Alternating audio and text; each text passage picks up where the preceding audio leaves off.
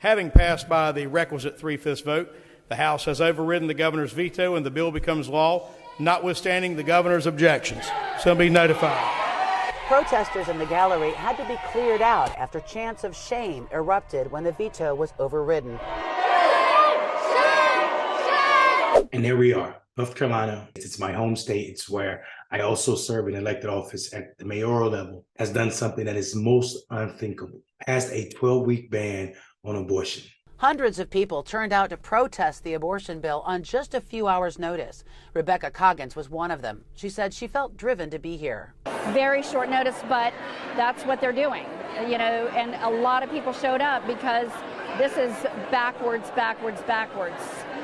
This is not democracy. This is not how democracy works. We should not be sitting idle as people. We watch the Democratic Party throw away legislatures as if they weren't important. Focus all of our attention on national elections, and all of this harm that is coming at the state level is dead set and locked in for another 10 years because they control state legislatures, which means they also get to draw maps for congressional districts. Just this month, the group Carolina Forward polled on this specific 12-week ban.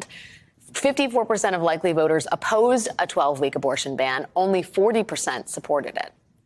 So how did this all come down to Tricia Cotham's one vote? How did Republicans have enough votes to not just pass this thing, but to override Governor Roy Cooper's veto?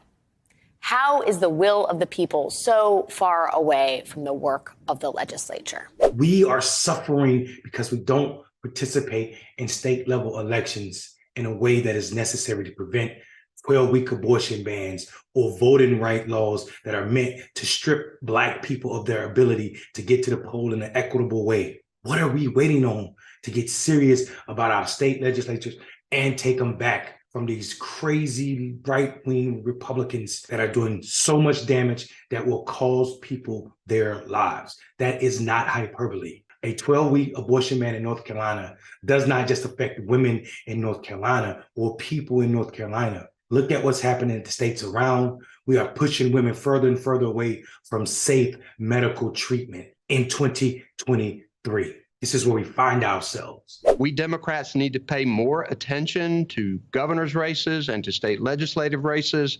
Your zip code shouldn't determine your constitutional right, but that's what the U.S. Supreme Court has done by overturning Roe v. Wade. The battles have moved to state capitals and state legislatures.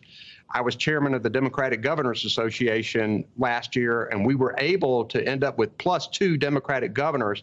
And in crucial states like Wisconsin and Michigan and Arizona and Pennsylvania, we were able to elect Democratic governors. And that's going to be important as we approach 2024, particularly in protecting democracy and protecting people from these terrible laws that MAGA Republicans now clearly have control of their party. And until we get serious about holding these politicians accountable, the views of the minority will continue to plague us all. This conservative idea that we have the right to tell a woman what she can and can't do with her body is beyond draconian. It is sick. It is disgusting. And the only way to deal with it is to kick these damn Republicans the hell out of office. Getting involved and showing them and reminding them that you don't work for them, they work for you as the people. I'm Mondale Robinson, and I believe sitting out elections makes no